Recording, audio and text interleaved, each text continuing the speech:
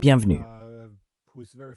Aujourd'hui, nous recevons le professeur Zhang, bien connu pour ses prévisions géopolitiques fondées sur la théorie des jeux, non pas en consultant une boule de cristal, mais en analysant les forces structurelles et les intérêts des différents acteurs.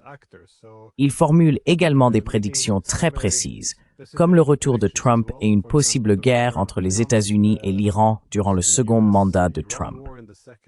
Quoi qu'il en soit, merci beaucoup d'être revenu parmi nous. Merci, Glenn. J'imagine que l'une de vos prévisions les plus sombres est que nous sommes désormais bien engagés sur la voie de la Troisième Guerre mondiale. J'aimerais simplement savoir pourquoi. Qu'observez-vous exactement? Y a-t-il des déclencheurs possibles? Analysez-vous les réactions en chaîne? Car comme nous l'avons vu lors des deux guerres mondiales précédentes, un événement en entraîne souvent un autre. Et une fois qu'on est entraîné dans la spirale, il ne semble plus y avoir de marche arrière possible. Alors, qu'est-ce que vous évaluez précisément?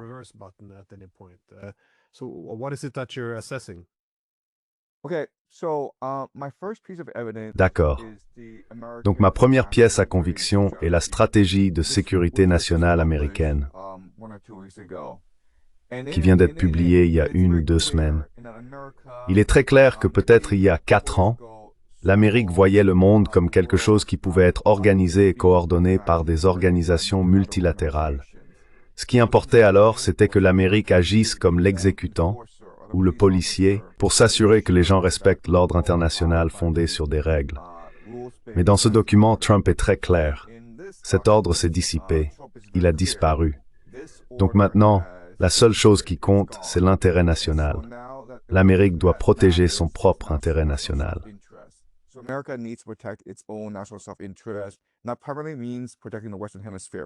Et cela signifie principalement protéger l'hémisphère occidental, ce qu'ils appellent la doctrine Monroe. Il existe quelque chose qu'on appelle le corollaire Trump à la doctrine Monroe, ce qui signifie essentiellement que Trump voudra la faire appliquer. L'Amérique estime que la Russie et la Chine se sont trop immiscées en Amérique du Sud, en particulier la Chine, qui a conclu de nombreux accords commerciaux et d'investissements profitant aux populations locales. Mais l'Amérique a toujours considéré l'Amérique du Sud comme son territoire, et elle agit désormais pour protéger ce territoire. C'est pourquoi nous assistons à l'escalade au Venezuela.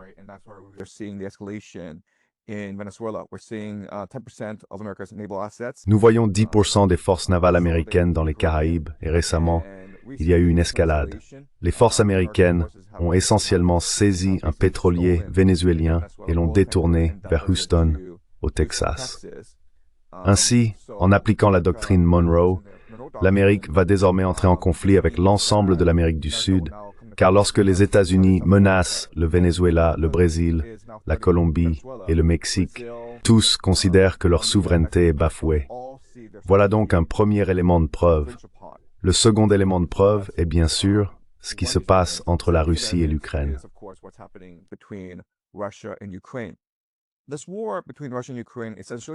Cette guerre entre la Russie et l'Ukraine est essentiellement terminée.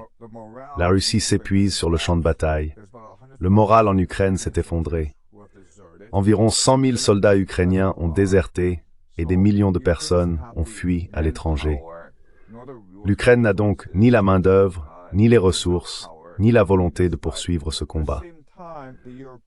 Dans le même temps, les Européens insistent pour que les Ukrainiens continuent à se battre. Il est question, parmi les dirigeants européens, de confisquer, en d'autres termes, de voler, ces 210 milliards d'euros d'actifs russes et de les donner directement à l'Ukraine. Mais ils ont renoncé à cette idée, car ils comprennent que ce serait suicidaire.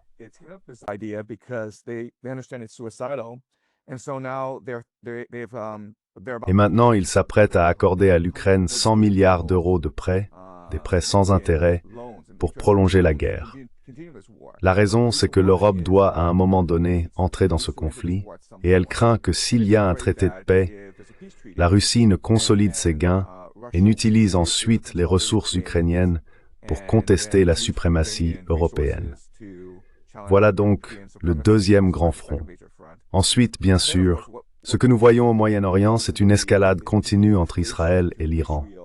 Un traité de paix a été signé entre Israël et différentes parties, le Hamas, le Hezbollah, mais il semble qu'Israël ne respecte pas ces traités.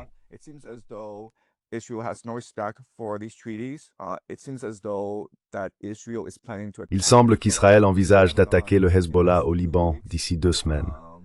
Le cessez-le-feu avec le Hamas ne tiendra pas, car le Hamas refusera de renoncer à toutes ses armes. S'il le faisait, il serait anéanti par ses mandataires israéliens.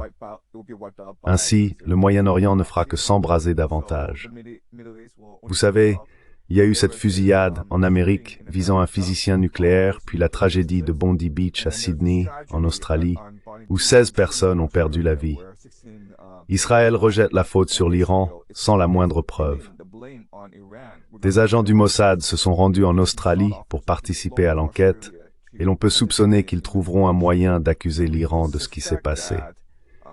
Partout dans le monde, on voit donc poindre le risque d'importantes flambées de tensions en 2026.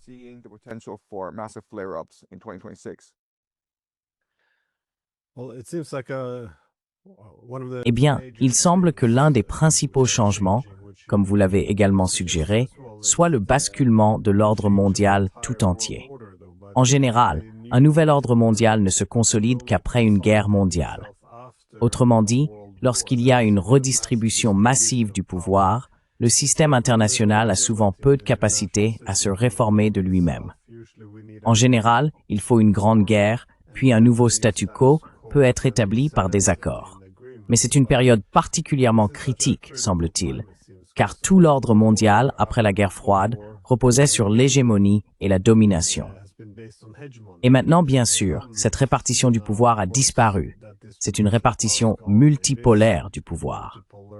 Il est donc très, voire presque, impossible de passer pacifiquement à une nouvelle configuration, car l'ancien ordre, fondé sur la primauté des États-Unis, doit désormais trouver un tout nouveau système reposant sur un équilibre des puissances.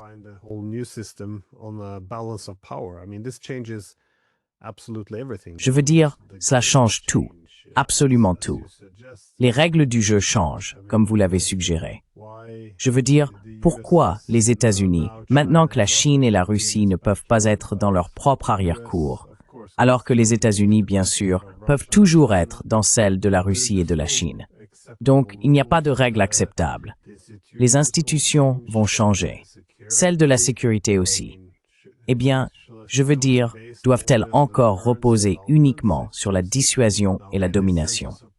S'il existe désormais de nombreux centres de pouvoir, la manière dont la diplomatie est menée n'a plus vraiment de sens. J'ai simplement l'impression que ce sont des sujets très difficiles, mais personne ne semble prêt à accepter la réalité, ni même à en discuter. Je veux dire, ici en Europe, le sentiment ou le récit général est que tout allait bien et que tout était paisible, que la liberté et la démocratie ne cessent de se répandre.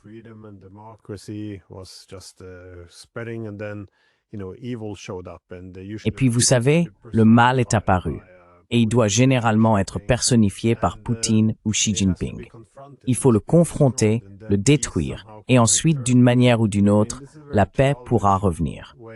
C'est à mon sens une façon très enfantine de dire qu'ils veulent retrouver leur hégémonie. Et je dis enfantine parce qu'il n'y a aucune stratégie sur ce qu'ils veulent accomplir, ni sur la manière d'y parvenir, ni sur les moyens nécessaires. C'est simplement une explosion émotionnelle, accompagnée de slogans sur ce qui est injuste, comme si notre hégémonie avait été si vertueuse que tout le monde en profitait. Mais voyez-vous, c'est bien là le problème. L'incapacité de nos dirigeants politiques à affronter le moment critique que nous vivons et à comprendre pourquoi nous devons trouver un nouveau statu quo.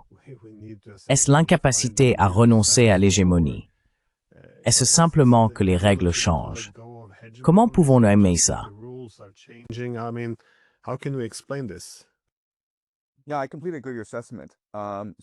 Oui, je suis tout à fait d'accord avec ton analyse.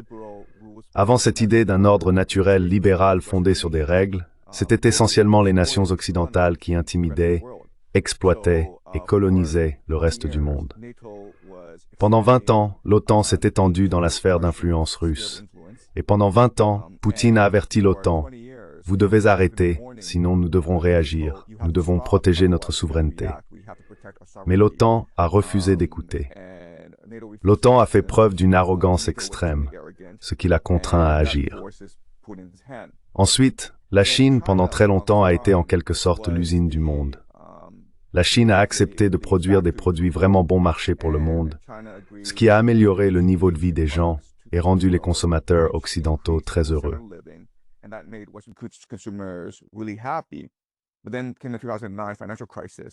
Mais ensuite est survenue la crise financière de 2009, essentiellement à cause de la spéculation, de mauvaises politiques et de la cupidité. L'économie occidentale s'est effondrée. Ce qui s'est passé ensuite, c'est que les banques centrales occidentales ont exigé que la Chine investisse dans les infrastructures. Ainsi, pendant les 10 années suivantes, la Chine s'est enfoncée dans un gouffre à force de dépenses d'infrastructures. Finalement, la Chine a décidé qu'elle n'avait plus assez de ressources pour continuer.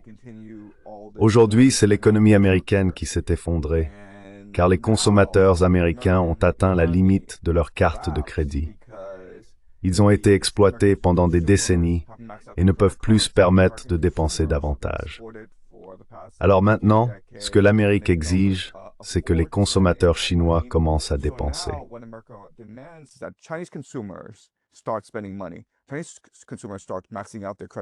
Les consommateurs chinois commencent à atteindre la limite de leur carte de crédit et l'Amérique exige que la Chine libéralise ses marchés financiers.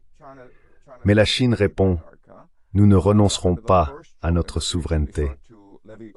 Ainsi, la Chine a été victime d'intimidation de la part de l'Amérique. Sous la première administration Trump, ils ont commencé à imposer tous ces droits de douane à la Chine, et cela s'est poursuivi sous l'administration Biden.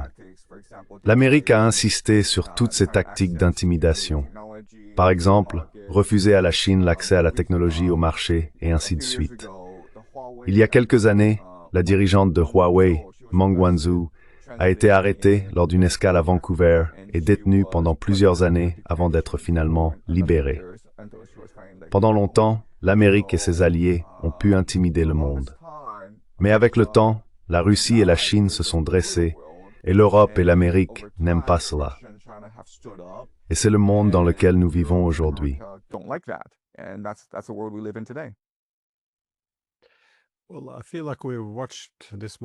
Eh bien, j'ai l'impression que nous avons déjà vu ce film, dans une certaine mesure. Avant la Première Guerre mondiale, avec la montée de l'Allemagne, on a vu qu'elle avait en quelque sorte dépassé le système dominé par la Grande-Bretagne. Donc encore une fois, un déplacement du pouvoir. L'hégémon britannique déclinait, tandis que l'Allemagne, en tant que puissance régionale, gagnait en influence. En 1871, par exemple, la Grande-Bretagne produisait 2 fois plus d'acier que l'Allemagne, ce qui était un bon indicateur de puissance économique. 22 ans plus tard, en 1893, la production d'acier allemande avait déjà dépassé celle de la Grande-Bretagne. Et au moment où la Première Guerre mondiale éclata, en 1914, la production d'acier allemande avait doublé celle de la Grande-Bretagne. C'est une période très courte pour que toute la relation soit complètement renversée. Maintenant, bien sûr, le pouvoir monte et descend, mais c'est un point crucial, car toute l'architecture de sécurité européenne restait alors dominée par la Grande-Bretagne.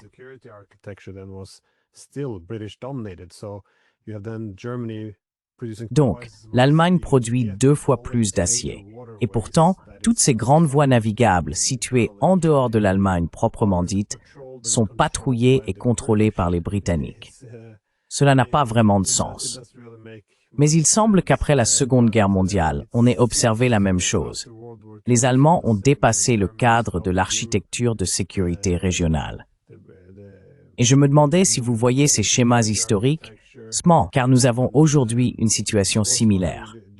Je veux dire, l'économie chinoise est la plus grande du monde en termes de parité de pouvoir d'achat depuis 2014.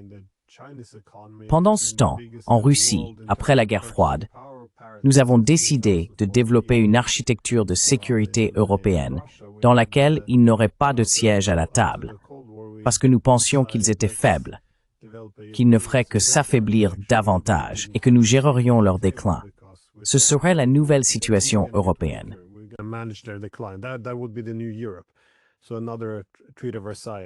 Donc en somme, un autre traité de Versailles. Mais cette fois, nous nous retrouvons dans une situation où les Russes l'ont inversé et où ils possèdent désormais le plus grand État, la plus grande économie, le plus vaste territoire, la plus grande population et la plus puissante armée. Et pourtant, il serait censé être le seul pays d'Europe à ne pas avoir de siège à la table. Tous ces signaux d'alerte devraient se déclencher, à mon avis, car ce système ne produira pas la stabilité, mais la guerre. Et une fois encore, nous ne pouvons même pas en discuter.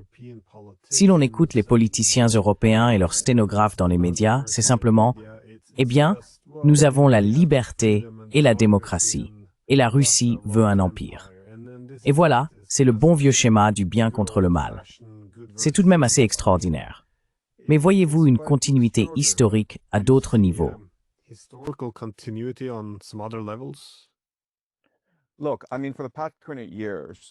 Écoutez, je veux dire, depuis 100 ans, la Grande-Bretagne a été le principal instigateur de guerre dans le monde entier.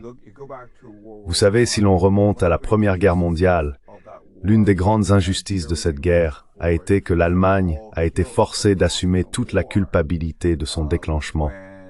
Alors qu'en réalité, on pourrait soutenir que la Grande-Bretagne a eu plus de responsabilités dans la cause de la Première Guerre mondiale que l'Allemagne. D'accord. Et la raison en est que la Grande-Bretagne adhère à une idée appelée la thèse du Heartland de Mackinder. L'idée est que la Grande-Bretagne est un petit pays avec très peu de main-d'œuvre, mais qu'elle contrôle les mers.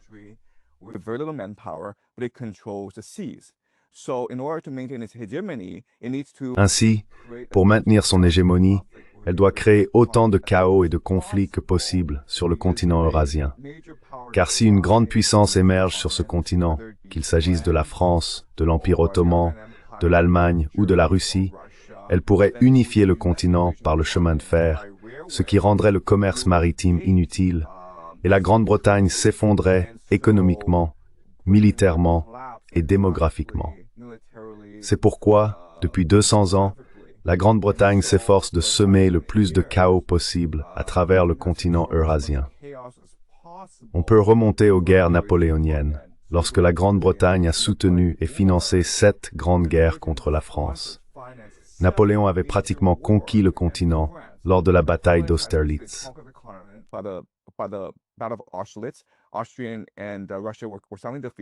L'Autriche et la Russie furent soudainement vaincus, mais la Grande-Bretagne continuait d'agir en coulisses, finançant des guerres, car elle ne pouvait pas se permettre que la France unifie l'Europe et crée un système continental, ce que Napoléon souhaitait.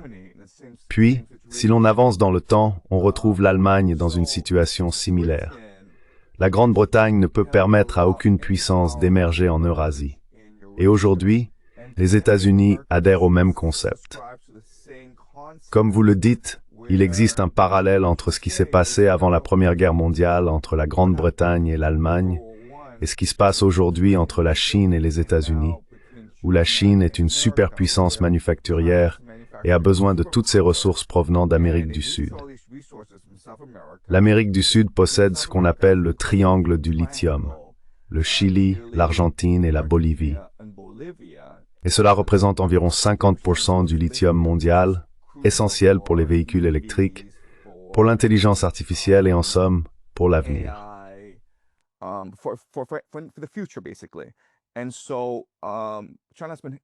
Ainsi, la Chine a beaucoup investi en Amérique du Sud. Elle construit des routes, des infrastructures. Elle bâtit un mégaport au Pérou pour faciliter le commerce. L'Amérique du Sud s'est montrée très réceptive et accueillante envers les investissements chinois. Mais les États-Unis ne peuvent pas permettre à la Chine de continuer à s'élever, et c'est pourquoi ils vont utiliser leur puissance maritime pour perturber le commerce mondial.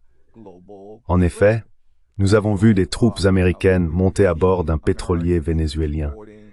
Mais un navire chinois en route vers l'Iran a également été arraisonné. C'est de la piraterie pure et simple. Depuis 50 ans, les États-Unis affirment qu'ils défendent le commerce mondial, et maintenant, pour défendre leur empire et affaiblir la Chine et la Russie, Ils en viennent en réalité à pratiquer la piraterie mondiale.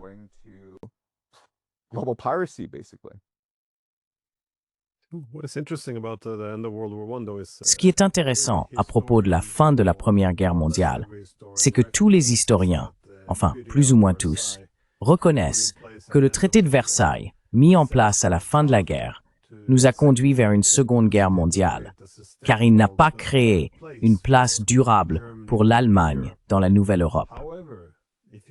Cependant, si l'on dit que l'Allemagne a été provoquée à déclencher la Seconde Guerre mondiale, on est considéré comme un sympathisant nazi. C'est donc très étrange, car c'est plus ou moins la même chose. Mais je pense que cela reflète une mentalité selon laquelle, si l'on reconnaît quelque chose, si on l'admet, alors on le légitime. J'ai l'impression que nous en sommes un peu revenus là aujourd'hui, car l'invasion russe ne pourrait guère être plus provoquée.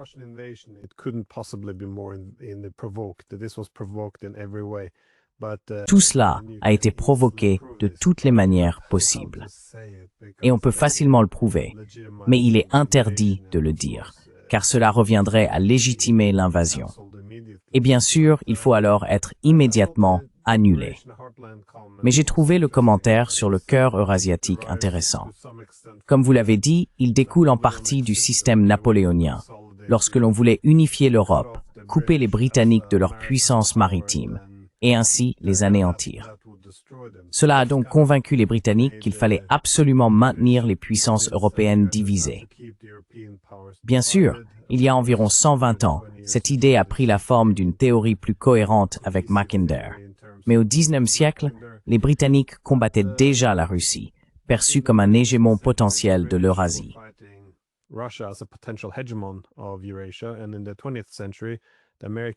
Et au XXe siècle, les stratégies de sécurité américaines faisaient également référence à la théorie du Heartland, car elles se considéraient comme la puissance maritime opposée à la puissance terrestre russe. Aujourd'hui, pourtant, l'Eurasie n'est pas hégémonique. Par le passé, l'objectif principal était de séparer les Russes des Allemands, de toujours les repousser vers l'Asie. C'est pour cette raison que nous avons mené la guerre de Crimée contre les Russes au milieu du XIXe siècle. Mais désormais, lorsque l'on pousse la Russie vers l'Asie, cela ne la relègue plus dans des zones économiques arriérées.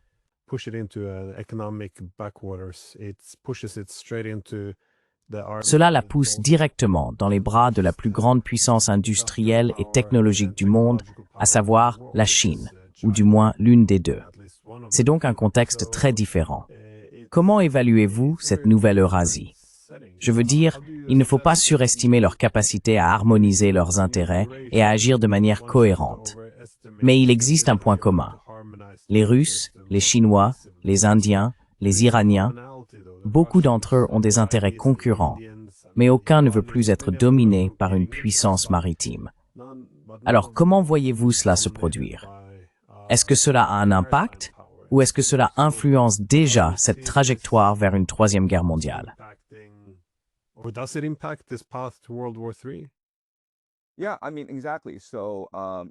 Oui, exactement. La thèse de Mackinder-Halford est quelque chose que l'Empire américain et l'Empire britannique ont tous deux adopté. Ce qui se passe aujourd'hui, c'est qu'à cause de l'agressivité américaine, parce que ce système financier où le dollar américain est la monnaie de réserve mondiale, donne aux États-Unis un privilège exorbitant, c'est-à-dire qu'ils peuvent imprimer de la monnaie sans en subir les conséquences, tandis que le reste du monde absorbe la dette. Cela pousse les pays des BRICS et l'Iran à se rapprocher. Ainsi, le grand cauchemar de l'Empire anglo-américain, c'est une alliance entre la Russie, l'Iran et la Chine.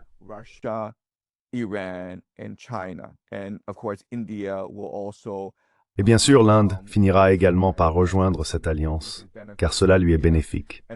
Cela crée le système commercial continental eurasien, n'est-ce pas? Et l'Iran en est la clé, car il en est le pivot, le centre du monde. Les alliances passent par l'Iran. Les Européens ont quelque chose appelé EMAC, le corridor Europe-Inde-Moyen-Orient. La Russie dispose du corridor Nord-Sud. La Chine, bien sûr, a l'initiative des nouvelles routes de la soie. Ainsi, l'Iran est la clé, Et c'est pourquoi l'Amérique est déterminée à provoquer un changement de régime en Iran. Les États-Unis ne peuvent pas se permettre que cette alliance prenne forme, qu'elle se manifeste, car ils perdraient alors l'accès commercial à travers le continent eurasien.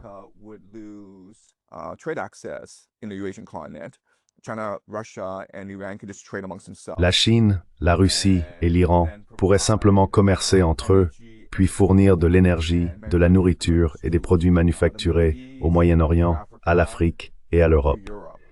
L'Amérique se retrouverait alors avec 32 000 milliards de dollars de dettes et le système politique américain s'effondrerait. C'est donc une lutte vitale pour l'Amérique. Ce qu'elle doit faire, c'est intervenir en Iran et s'assurer que cette alliance ne puisse pas se former. Elle n'a pas besoin de gagner la guerre, mais elle doit créer autant de chaos que possible. C'est pourquoi je pense qu'en 2026, nous verrons une intensification de la rhétorique et du conflit entre l'Amérique et l'Iran, avec Israël, bien sûr, comme chien de combat de l'Empire américain.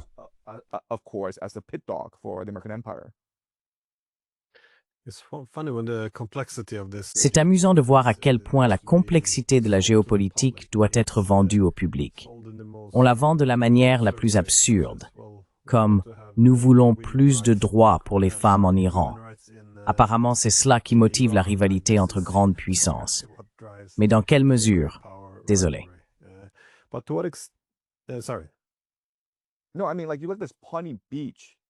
Non, je veux dire, regardez cette tragédie de la plage de Pawnee, où 16 personnes ont été tuées. Et nous savons que l'auteur du crime était un sympathisant de l'État islamique. Et déjà, il rejette la faute sur l'Iran. Pourquoi le Mossad est-il impliqué dans cette enquête policière d'envergure? J'ai l'impression qu'ils cherchent tous les prétextes possibles pour susciter la colère du public contre l'Iran.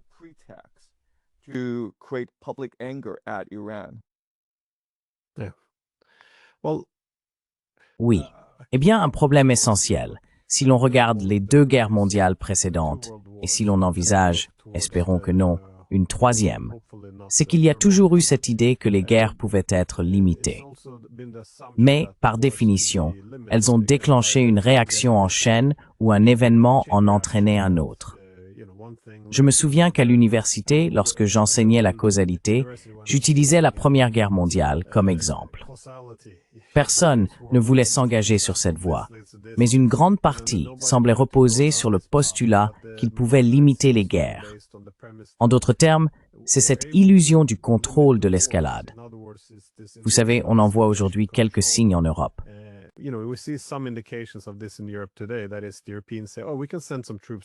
Autrement dit, les Européens disent « Oh, nous pouvons envoyer quelques troupes en Ukraine ».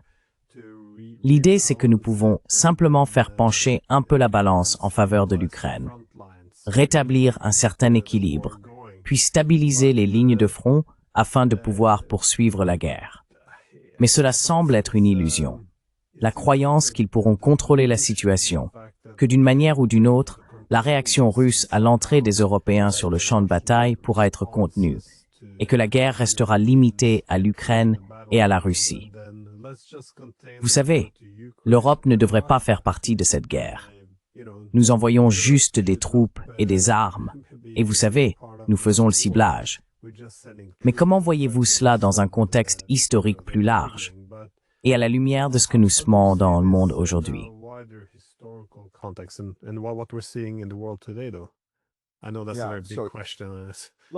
Je sais que c'est une question très vaste. Écoute, oui, je veux dire, c'est un schéma courant dans l'histoire. Les guerres commencent souvent comme des conflits limités, avec une partie cherchant à atteindre certains objectifs stratégiques. Et cela finit toujours par s'intensifier en une guerre totale échappant à tout contrôle. Il y a cette idée de dérive de mission. Pense au Vietnam. Au début, l'Amérique envoyait seulement quelques conseillers ou instructeurs pour renforcer le régime sud-vietnamien. Et finalement, cela a dégénéré au point que l'ensemble de l'armée américaine s'est retrouvée engagée dans une guerre totale au Vietnam. Donc, je pense qu'un point de tension majeur sur lequel nous devrions nous pencher, c'est le Venezuela, non?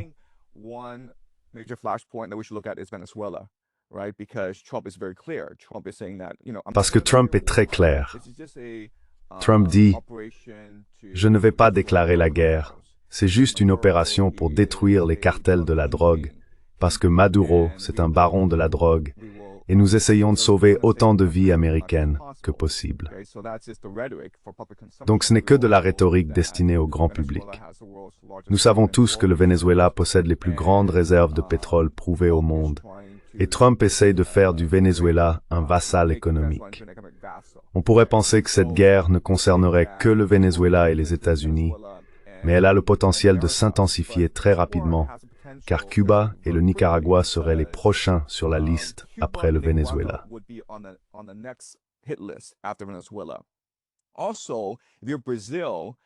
De plus, si vous êtes le Brésil, vous pensez que la véritable cible, c'est vous. Avant la guerre commerciale entre la Chine et les États-Unis, ces derniers fournissaient à la Chine des graines de soja. La Chine importe environ un tiers de sa nourriture, et elle s'approvisionnait principalement en soja auprès des agriculteurs américains. Mais à cause de la guerre commerciale, la Chine a commencé à importer du soja du Brésil. Depuis, la relation économique entre le Brésil et la Chine s'est considérablement améliorée. Aujourd'hui, la Chine est le principal partenaire commercial du Brésil, et c'est le cas pour presque tous les pays d'Amérique du Sud. Donc si vous êtes un pays sud-américain, vous êtes indigné que Trump tente de provoquer un changement de régime au Venezuela.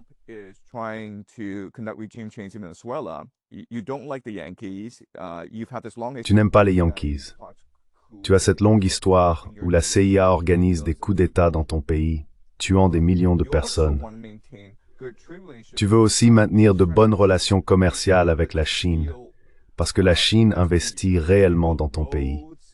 Elle construit des routes, elle bâtit des infrastructures solides, elle contribue aux moyens de subsistance des citoyens ordinaires, et l'Amérique veut te retirer cela.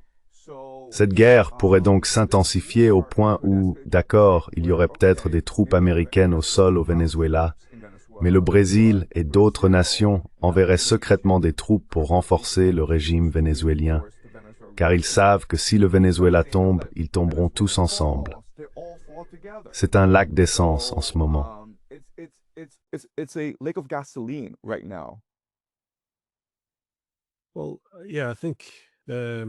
Eh bien oui, je pense qu'il est évident que la tentative des États-Unis de rétablir leur domination en Amérique latine s'inscrit également dans ce déplacement du pouvoir. Car si le monde devient multipolaire, la priorité principale devrait alors être celle d'une grande puissance rivale. On veut contrôler son propre arrière-cour. Et bien sûr, beaucoup de ces pays ont un passé très difficile avec la domination américaine. On peut donc comprendre comment cela pourrait dégénérer et pourquoi des pays comme la Chine et la Russie voudraient au moins défendre leurs intérêts et leurs relations dans la région. Car comme vous l'avez mentionné, il y a aussi la possibilité d'une guerre contre l'Iran pour éliminer cette pièce centrale de la nouvelle constellation eurasienne.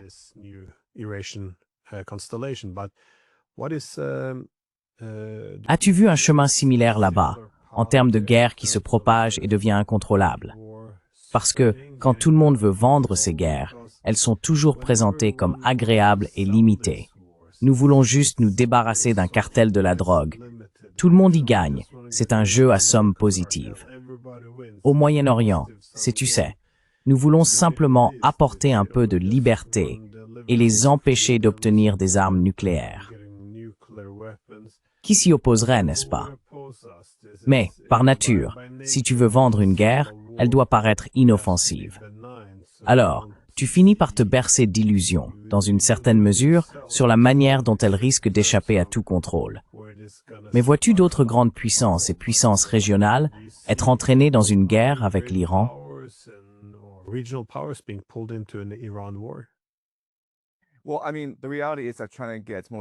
Eh bien, je veux dire, la réalité, c'est que la Chine obtient la majeure partie de son pétrole du Moyen-Orient.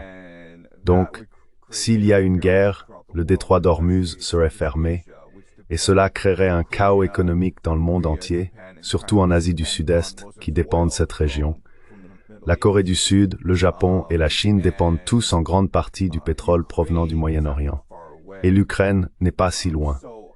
Donc, je veux dire, Il est possible que nous ayons une sorte d'effet domino où je ne fais qu'émettre une hypothèse, d'accord?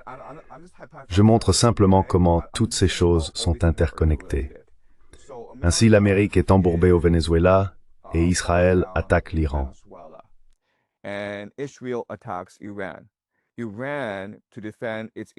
L'Iran, pour défendre ses intérêts, ferme le détroit d'Ormuz. Puis l'Amérique envoie des troupes terrestres pour le rouvrir. La Russie aide l'Iran en avançant vers Odessa, ce qui oblige les Européens à défendre la ville. En gros, les nations européennes doivent instaurer une conscription générale des hommes adultes pour défendre Odessa. Elles n'ont déjà pas assez de main-d'œuvre. Peut-être que le Japon et la Chine commencent à échanger une rhétorique enflammée. Ainsi, ils sont connectés et une flambée une région peut s'étendre à d'autres parties du globe.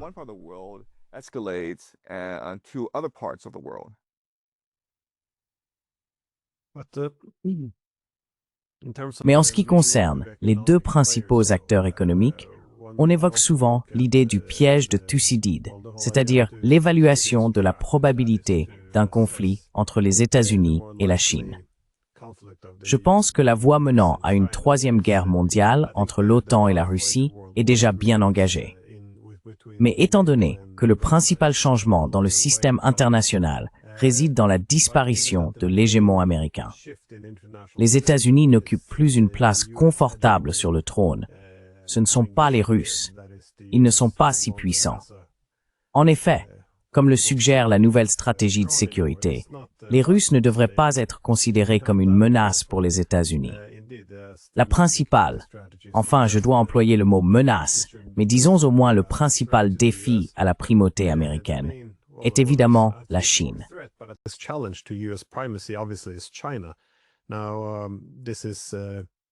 C'est aussi pour cette raison que le nouveau nationalisme qui émerge aux États-Unis suggère que tout allait bien.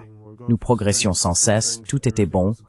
Puis les gens se demandent, qui nous a pris cela? La réponse devient la Chine. C'est de là que vient ce nationalisme agressif. Mais comment voyez-vous la suite? Car une préoccupation majeure aux États-Unis aujourd'hui est qu'ils ne peuvent plus rivaliser économiquement avec la Chine. Certes, ils disposent encore de la meilleure armée, ou du moins de la plus puissante. Voyez-vous donc trop d'incitations à passer ou à escalader d'une guerre économique vers un conflit militaire? Ou pensez-vous qu'il existe la possibilité que cela devienne, sinon le déclencheur, une composante majeure d'une future troisième guerre mondiale?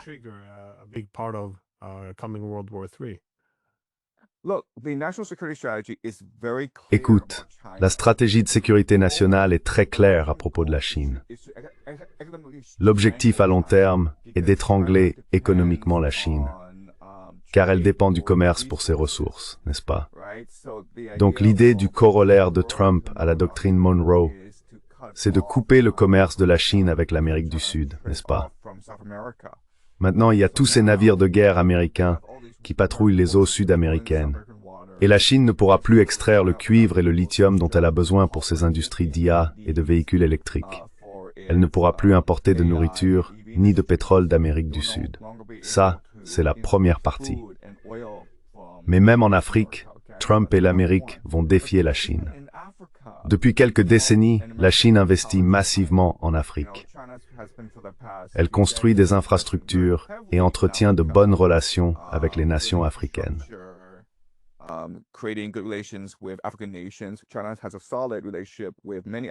La Chine entretient une relation solide avec de nombreux pays africains. Mais dans ce document sur la stratégie de sécurité nationale, il est dit très clairement que l'Amérique va désormais travailler avec ses alliés européens et japonais pour aider à développer l'Afrique, parce que l'Afrique représente l'avenir. Si l'on regarde la démographie, l'Afrique est le continent le plus jeune et celui qui connaît la croissance la plus rapide. Donc, la stratégie de sécurité nationale indique très clairement qu'auparavant, l'Amérique était trop centrée sur l'idéologie, sur la diffusion du libéralisme et de la démocratie. Et maintenant, il s'agit purement d'intérêt personnel, purement d'économie. En somme, elle fait essentiellement ce que fait la Chine. Mais l'Amérique affirme qu'elle dispose de meilleurs produits et qu'elle utilisera toutes les ressources de ses alliés.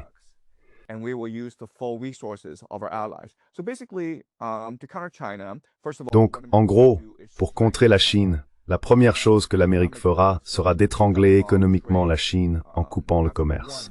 C'est la première étape. La deuxième, c'est qu'elle traitera les ressources de ses alliés, principalement le Japon et la Corée du Sud, comme les siennes. Elle considérera la richesse du Japon comme un outil à utiliser contre la Chine.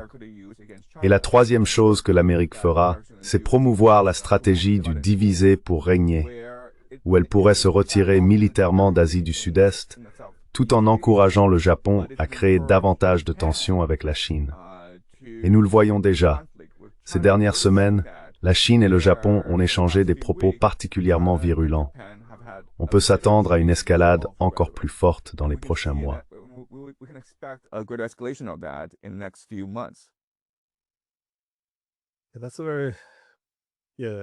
C'est un message très malheureux à envoyer à la Chine.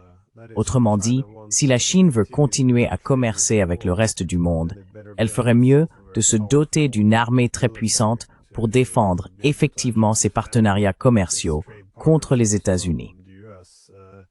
Eh bien, encore une fois, c'est, je suppose, une autre comparaison avec la Première et la Seconde Guerre mondiale. On voit ces puissances industrielles montantes entrer en concurrence.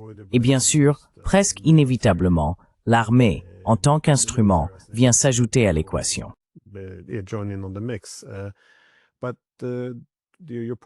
Mais ton point est intéressant, car si les États-Unis voulaient simplement dissuader et maintenir la stabilité, alors leur propre armée serait en première ligne, c'est-à-dire qu'ils ont la plus grande crédibilité. Je veux dire, si tu veux de la dissuasion, il faut une crédibilité claire, des capacités et une communication efficace. Mais si tu veux entrer dans une guerre ouverte, tu ne veux pas être en première ligne. Tu veux un intermédiaire. Tu veux envoyer les Kurdes combattre les Irakiens, tu veux utiliser les Ukrainiens pour affaiblir les Russes, et j'imagine que tu veux impliquer les Japonais pour affronter les Chinois. Mais est-ce bien ce que tu observes? Vois-tu cela se produire ailleurs aussi?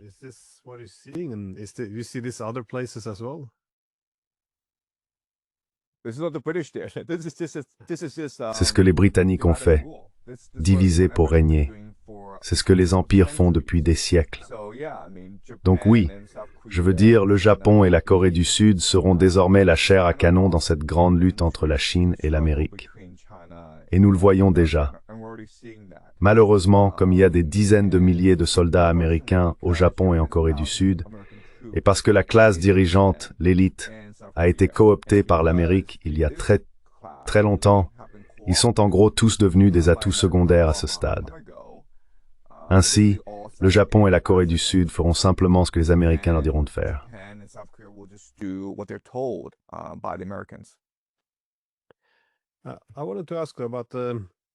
Je voulais aussi vous interroger sur la dimension intérieure de tout cela, alors que l'on se dirige vers une troisième guerre mondiale. Comme nous l'avons vu par le passé, lorsqu'une hégémonie décline ou qu'une grande puissance décline, cela se manifeste également par des problèmes internes. Un État n'est pas seulement une entité unifiée de pouvoir. Il possède aussi cette composante intérieure. Ainsi, une fois le déclin amorcé, on observe aussi des inégalités économiques, des changements démographiques, une fragmentation sociale, une polarisation politique et une perte de légitimité d'un gouvernement qui ne remplit plus ses fonctions. Et souvent, on constate que la guerre devient en quelque sorte la solution pour maintenir cet ensemble.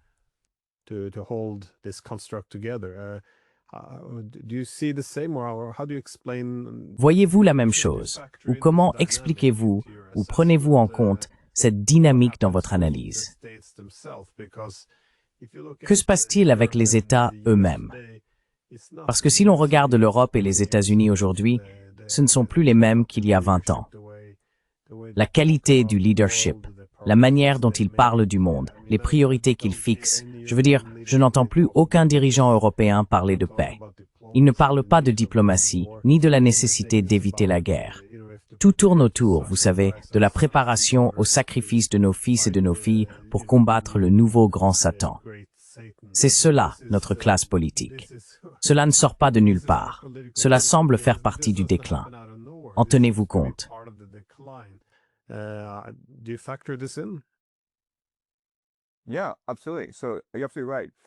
Oui, absolument. Tu as tout à fait raison. Spengler avait une liste de critères pour reconnaître quand une société est en déclin. Et quand il parle de déclin, il veut dire lit de mort, car dans sa vision du monde, les sociétés sont organiques, ce sont des organismes. Elles naissent, elles mûrissent, elles meurent, et quand elles meurent, elles se dispersent. Donc ce qui se passe en Occident n'est pas simplement un déclin, avec peut-être une réémergence dans quelques décennies. Non, c'est comme l'agonie. Voyons donc la liste. Le premier point, c'est la sururbanisation, quand tout le monde quitte la campagne pour se ruer vers la ville. Et aujourd'hui, on a ces mégapoles dans le monde occidental. C'est un problème, car ces villes sont parasitaires. Ce sont des lieux où les gens s'adonnent au luxe, à la décadence et à la corruption.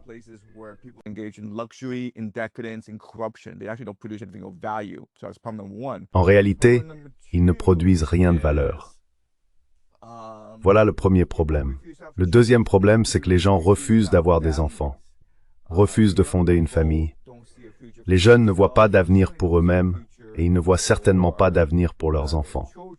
Alors, ils refusent d'avoir des enfants. C'est le deuxième problème. On assiste à un effondrement démographique. Le troisième problème, bien sûr, c'est l'inégalité massive, où 1%, voire moins de 1%, en réalité peut-être 0,1%, contrôle toutes les ressources. Aux États-Unis aujourd'hui, quelques milliardaires sont capables de racheter tous les actifs. Regardez quelqu'un comme Larry Ellison, qui peut acheter TikTok, son fils peut acheter Viacom, et maintenant ils font une offre pour CNN. On a donc une seule famille capable de contrôler toutes les ressources médiatiques en Amérique.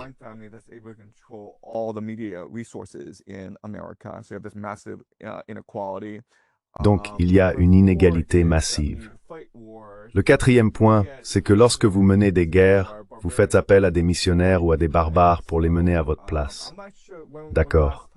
Je ne suis pas sûr de la dernière fois que l'Amérique a mené une guerre en utilisant réellement ses propres troupes, peut-être en 2003 contre l'Irak, mais ensuite, il y a eu la Libye et la Syrie, où elle a utilisé des forces par procuration pour mener ces guerres.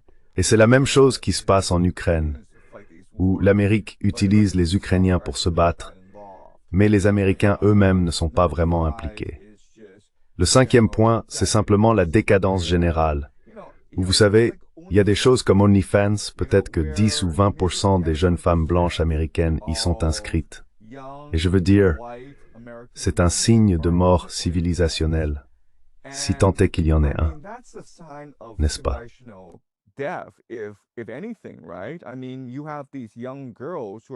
Je veux dire, il y a ces jeunes filles qui essayent de vendre leur corps en ligne, et tout cela est légal et même encouragé. Donc il y a tous ces signes de déclin et d'effondrement de la civilisation dans tout le monde occidental. Il y a aussi une immigration massive parce que personne ne veut travailler. C'est pas parce que, eh bien tu vois, écoute, il y a cette immigration massive parce que les Américains sont habitués à la main-d'œuvre bon marché et la plupart des Américains ne veulent pas être des esclaves. Alors ils doivent faire venir ces immigrés et cela provoque l'effondrement de la cohésion sociale. On entend sans cesse parler de tous ces maux qui frappent le monde occidental. Et tu sais, on ne va pas résoudre ça parce que ces jeunes ne vont pas se battre dans une guerre inutile à l'étranger, n'est-ce pas?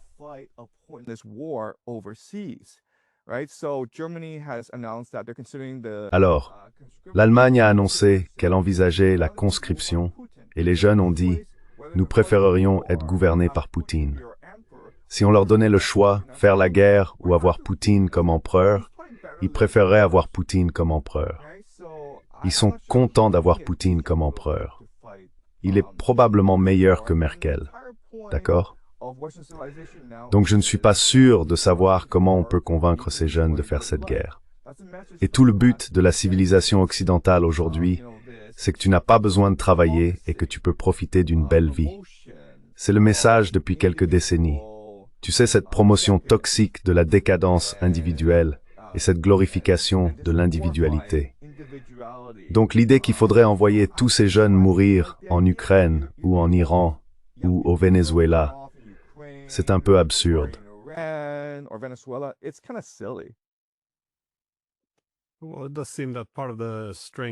Eh bien, il semble qu'une partie de la force de la civilisation occidentale dans le passé résidait dans sa jeunesse, son dynamisme et son ouverture. Toute civilisation peut commettre des erreurs, mais c'est cette ouverture qui permet de les exposer, de les reconnaître, de les corriger, d'essayer de nouvelles choses. Tout cela semble s'être arrêté. Et je pense qu'une partie du problème est aggravée par la propagande, qui ne cesse de s'intensifier. On pourrait même parler d'une sorte d'opération psychologique. Car si l'on veut reconnaître une bonne opération de ce type, c'est lorsque les gens commencent à craindre ce qu'ils peuvent dire. Non pas en fonction de ce qui est vrai ou faux, mais en fonction de ce qu'ils savent qu'ils n'ont pas le droit de dire. Les gens commencent à se surveiller entre eux. On obtient alors une atmosphère de peur, parce qu'on ne sait plus très bien quelles opinions sont acceptables, ni comment on pourrait être puni.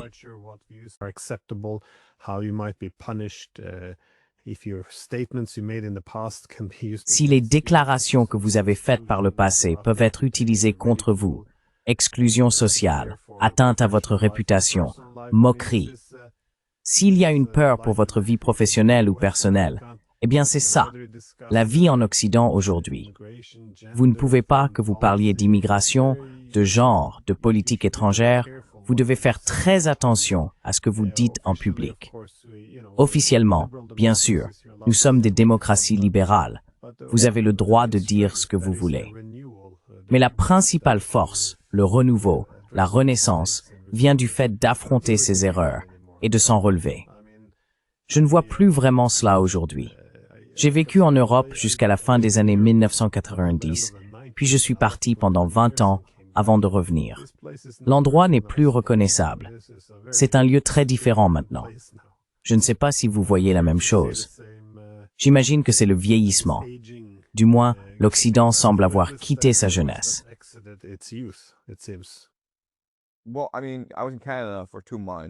Eh bien, je veux dire, j'ai passé 2 mois au Canada cet été, et j'ai été choqué de voir à quelle vitesse le pays a décliné au fil des années.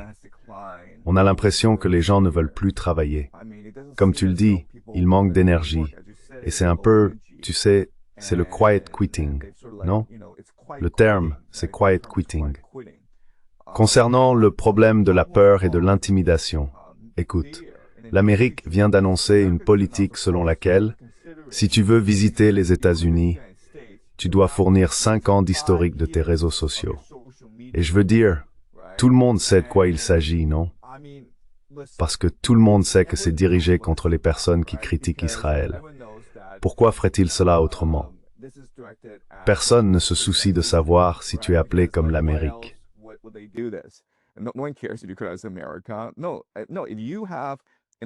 Non. Si au cours de l'année ou des 2 dernières années tu t'es exprimé contre le génocide en Palestine, ton nom et tout ton profil sont désormais enregistrés dans une base de données. Tu ne le sais peut-être pas, mais c'est bien le cas. Et si tu vas en Amérique, ils auront tes données biométriques, n'est-ce pas? Maintenant, ils peuvent tout recouper. C'est à quel point la situation est effrayante. Avant, tu pensais agir anonymement en ligne, mais une fois que tu visites l'Amérique, tu leur donnes ton identifiant sur les réseaux sociaux et ils ont tes données biométriques. Ils peuvent alors établir un profil sur toi et te suivre pour le reste de ta vie. C'est aussi effrayant que ça aujourd'hui.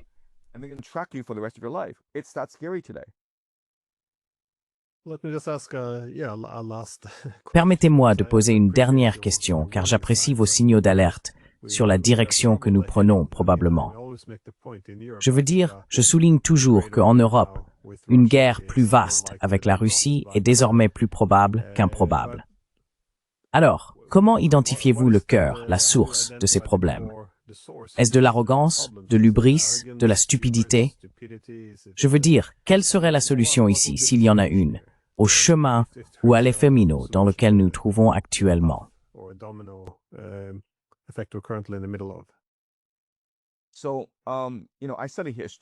J'étudie l'histoire et c'est un schéma assez clair.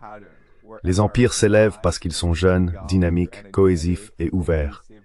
Puis ils atteignent leur apogée, deviennent arrogants, repliés sur eux-mêmes et fermés d'esprit, sont vaincus par leur propre orgueil, puis déclinent, et l'empire meurt. C'est un schéma très courant. Nous n'avons pas d'exemple d'un empire qui aurait décliné puis ressurgi. Certains disent que Rome a ressurgi sous la forme de l'empire byzantin, mais ce n'est pas vrai. L'empire byzantin et l'empire romain sont deux entités totalement différentes.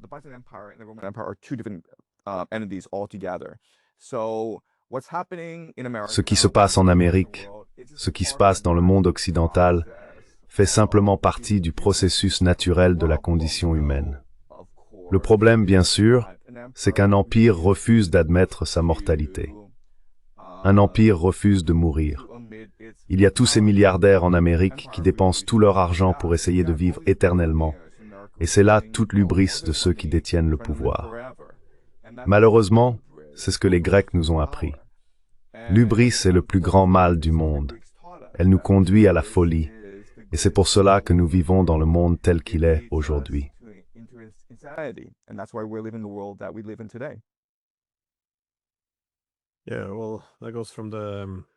Oui, eh bien, cela nous ramène au poème d'Eliot, Les hommes creux.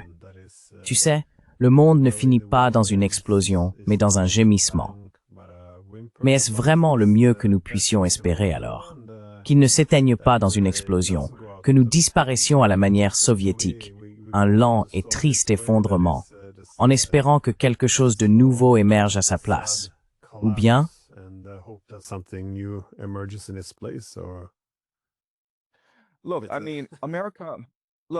écoutez, je veux dire l'Amérique. Regardez, l'Amérique et sa stratégie de sécurité nationale, c'est très clair et flagrant. L'Amérique défendra son empire jusqu'à son dernier souffle. Et l'Amérique ne se retire pas du monde. Elle va se battre partout dans le monde, mais elle va utiliser ses alliés comme mandataires.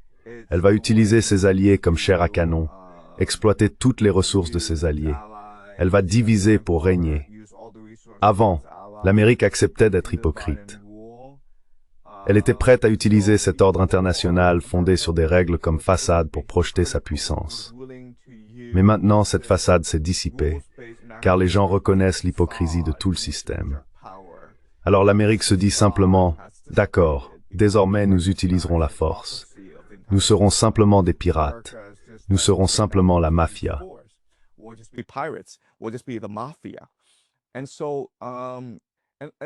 Et donc, en même temps, la réalité est que l'Amérique est le plus grand empire du monde. Nous n'avons jamais eu d'empire capable de contrôler le monde entier tout en possédant le niveau de sophistication technologique, économique et militaire que détient l'Amérique. Alors cette mort ne sera pas belle. Et vous savez, si nous mourions dans un gémissement, ce serait une très belle mort. Mais je ne pense pas que ce sera un gémissement. Je pense que ce sera une grande explosion. Je pense que ce conflit pourrait faire rage dans le monde entier pendant les 10 ou 20 prochaines années. Et c'est la réalité vers laquelle nous nous dirigeons. Donc l'idée que Trump et Poutine pourraient se rencontrer, signer un traité de paix et que nous reviendrions à 2020, non, c'est fini. Nous sommes dans un monde nouveau et audacieux et nous ne reviendrons jamais en arrière. C'est le pays inexploré et c'est quelque chose que nous devons tous nous préparer.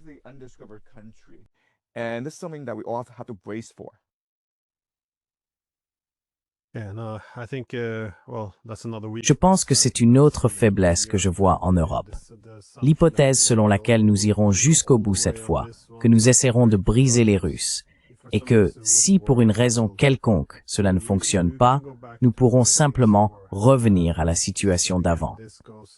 Encore une fois, cela relève de toute l'illusion du contrôle de l'escalade. Je ne pense pas que ces gens sachent vraiment ce qu'ils ont déclenché. Mais, malheureusement, je pense qu'ils finiront par le découvrir. Mais comme toujours, j'espère que tu te trompes, même si je soupçonne que ton analyse est très juste. J'espère me tromper moi aussi.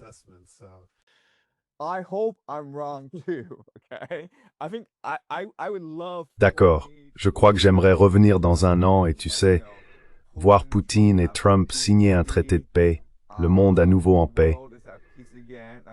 Je me dirais, je suis vraiment désolé, je me suis trompé et je ne reviendrai plus jamais sur Internet parce que je préfère passer du temps avec mes enfants. J'aimerais que ce soit comme ça. Enfin, merci beaucoup pour votre temps. D'accord, merci. Okay, thank you.